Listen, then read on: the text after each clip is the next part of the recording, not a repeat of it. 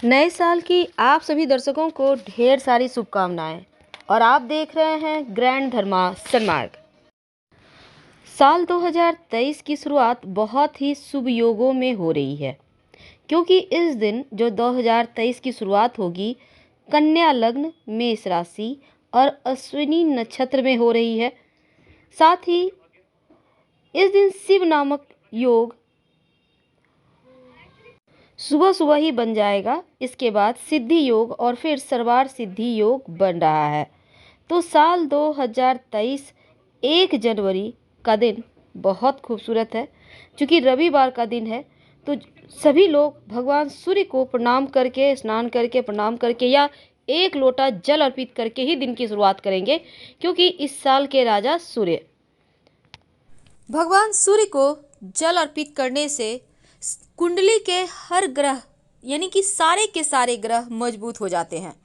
वैसे तो भारतीय संस्कृति में देवताओं का पूजा पाठ का महत्व है और शास्त्रों के मुताबिक देवताओं की संख्या 33 कोटि है। लेकिन जो देवता दो हैं वो प्रमुख हैं, जो पृथ्वी पर हर रोज दिखते हैं, यानी सूर्य और चंद्रमा। तो हमारे पौराणिक समय से ही सूर्य और चंद्रमा का पूजा करने का विधान है। तो सूर्य को जल अगर आप अर्पित करते हैं तो उसके फायदे क्या हैं, और रविवार के दिन अगर आप खास कर अर्पित कर रहे हैं तो क्या डालकर अर्पित करें कि जीवन के हर क्षेत्र में तरक्की मिले। देखिए, भगवान सूर्य को जब आप अर्पित करते हैं जल, तो आपकी आंखें स्वस्थ रहती है। जल देते समय अगर आप जल पात्र को सिर के सामने रखें और गिरते हुए जल से आप अगर सूर्य को देखें तो नेत्र की जो दोष होते हैं ना, वो समाप्त हो जाते हैं। अगर आपकी जन्म कुंडली में सूर्य लग्न से 12वें या दूसरे घर में हो तो आंखों की परेशानी होने की संभावना होती है। इसलिए सूर्य को जल रोज आप अर्पित करें। लेकिन सूर्य को जल अर्पित करने से आपकी नौकरी में भी उन्नति होती है, आपका कॉन्फिडेंस बढ़ता है, आपके जो उच्चाधिकारी वो आपसे प्रसन्न रहते हैं, और सूर्य को जल अर्पित करने से आपके पिता का साथ मिलता है, क्योंकि सूर्य को राजा, राजकीय क्षेत्र, पिता, नौकरी में अधिकारी का कारक माना गया है। तो सूर्य को जल देने से आपके हर क्षेत्र में आपकी तरक्की होती है और कुंडली के हर एक भाव प्रबल रूप से मजबूत हो जाते हैं। लेकिन सूर्य को जल अर्पित करने का सही तरीका क्या है, कौन सा लोटा यूज करेंगे, ये भी सवाल है। देखिए, लोटा तो वैसे आप तांबा का यूज करें तो बहुत अच्छा, नहीं तो आप पीतल का लोटा भी यूज कर सकते हैं। लोटे में विशेष वस्तुएं डालकर अगर इस दिन भगवान सूर्य को विशेष तरीके से जल अर्पित किया जाए तो आपकी हर मनोकामना भी पूरी होती है और जीवन की हर कठिनाइयां दूर होती है, क्योंकि अकेला सूर्य कुंडली के सभी ग्रहों को मजबूत कर देता है।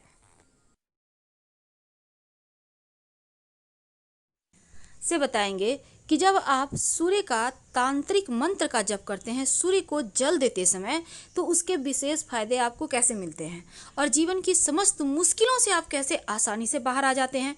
और साथ ही अगर आप वो मंत्र, तांत्रिक मंत्र ना पढ़ें तो गायत्री मंत्र पढ़ सकते हैं। आप ओम आदित्याय नमः का जप कर सकते हैं। गायत्री मंत्र तो हर किसी को पता है। और आप कोई भी मंत्र पढ़ें, पर पढ़े जरूर, क्योंकि मंत्र में जो शक्ति है वो आपको जीवन के कठिनाइयों से बाहर निकलने में मदद करेगा।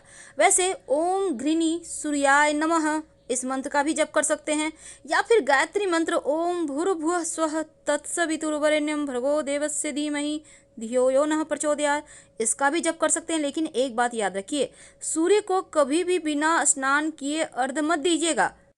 और साथ ही अगर आप सूर्य को रोज जल अर्पित करें तो ये सर्वोत्तम होगा। अगर सूर्य के सामने खड़े होकर रोज 27 बार गायत्री मंत्र पढ़े तो जीवन में कष्ट ही नहीं आएगा। अगर ग्रहों की बुरी चाल से कष्ट आ भी जाए तो भगवान की कृपा से उनको वो आपके हाथ पकड़कर आपको कष्टों से बाहर निकाल लेंगे, आपको तमाम परेशानियों से मुक्ति दिला देंगे। बस एक बार सूर्य के शरण में आकर तो देखिए, क्योंकि वो कुंडली के हर दुर्योगों को समाप्त कर देते हैं, क्योंकि सूर्य राजा हैं ग्रहों के। सूर्य का मंत्र बोले, ओम एहि सूर्य सहस्त्रांशो तेजो रासे जगतपते अनुकंपे मां भक्त्या गृहणार्थ दिवाकर। इस मंत्र का जप करके सूर्य को जल अर्पित करें। इसके बाद सीधे हाथ की अंजुरी में जल लेकर अपने चारों ओर छिड़के। फिर जहां पर आप खड़े हैं वहीं पर आप खड़े होकर हनुमान चालीसा पढ़े। लेकिन अगर पितृदोष हो तब पितृदेवों के निमित्त उनको प्रसन्न करने के लिए लोटे में सूर्य को जल अर्पित करने के बाद 1 लोटा जल में 1 चुटकी काला तिल डालकर आप दक्षिण दिशा की तरफ पितृदेवों के निमित्त जल अर्पित कर दें। इससे पितृदेव संतुष्ट होंगे और उनको जो वो जिस चीज़ की चाहत से आपके पास आए हैं उनको तृप्ति मिलेगी और आशीर्वाद बरसा कर ही जाएंगे।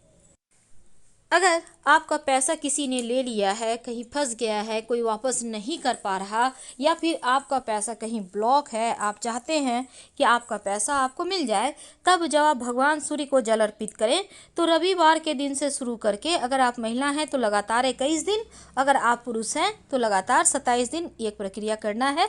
जल में 11 लाल मिर्च के बीज या फिर 1 चुटकी लाल मिर्च के बीज डालकर अर्पित करें। भगवान से प्रार्थना करें शीघ्र धन प्राप्ति के लिए।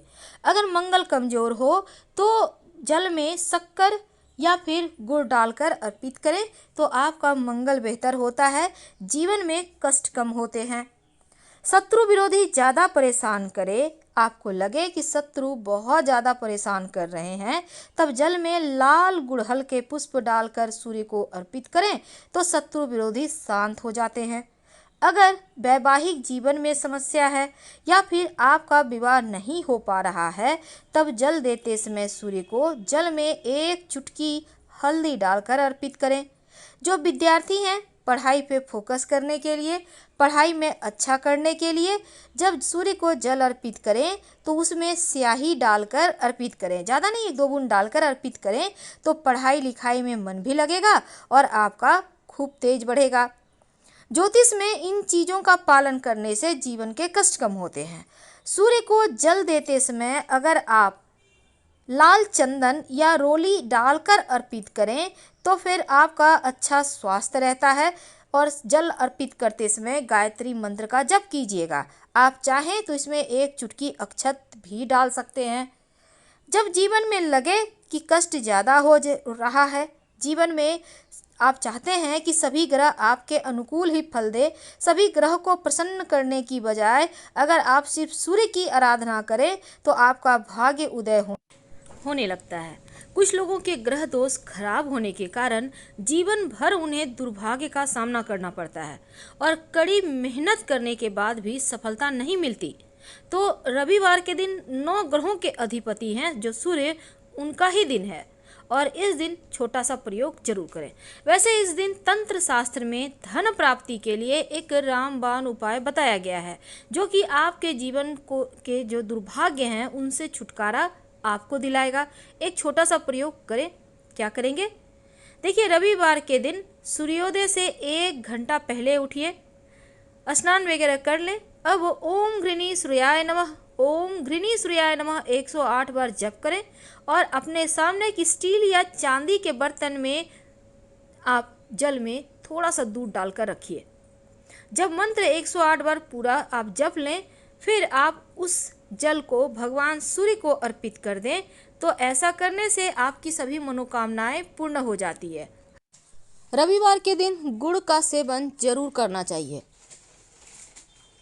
और मछली का सेवन भूलकर भी नहीं करना चाहिए।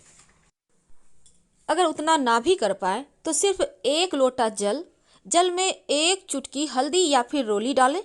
इसके साथ 1 चुटकी अक्षत, काला तिल, थोड़ी सी मीठी वस्तु। अगर तांबे का लोटा है तो लोटे में मीठी वस्तु न डालकर हाथ में लेकर अर्पित कर दें और फिर जल अर्पित करें तो उत्तम रहेगा। लेकिन अगर आपकी कुंडली में कैसा भी दोष हो, उससे मुक्ति पाने के लिए एक और छोटा सा प्रयोग आप कर सकते हैं इस पितृ एकादशी के दिन। तो क्या करेंगे? एक काला रंग का कपड़ा ले लें, उस कपड़े में थोड़ा सा काला तिल 1 मुट्ठी रख लें और एक लोहे की कील रखें, एक सिक्का रख दें, सिक्का कोई भी होगा, और इसको आप अपने ऊपर से 3 बार उल्टे हाथ में रखकर वार लें और पीपल के पेड़ के नीचे जाकर रख दें। और शाम में एक दिया जरूर पीपल के नीचे जलाइएगा और बिना पीछे मुड़े आप घर आ जाएं। आपके जीवन से हर कष्ट, हर बाधाएं दूर हो जाएंगी। रविवार के दिन गुड़ का सेवन जरूर करना चाहिए। आप इस दिन लाल रंग के कपड़े पहन सकते हैं या लाल रुमाल भी रख सकते हैं।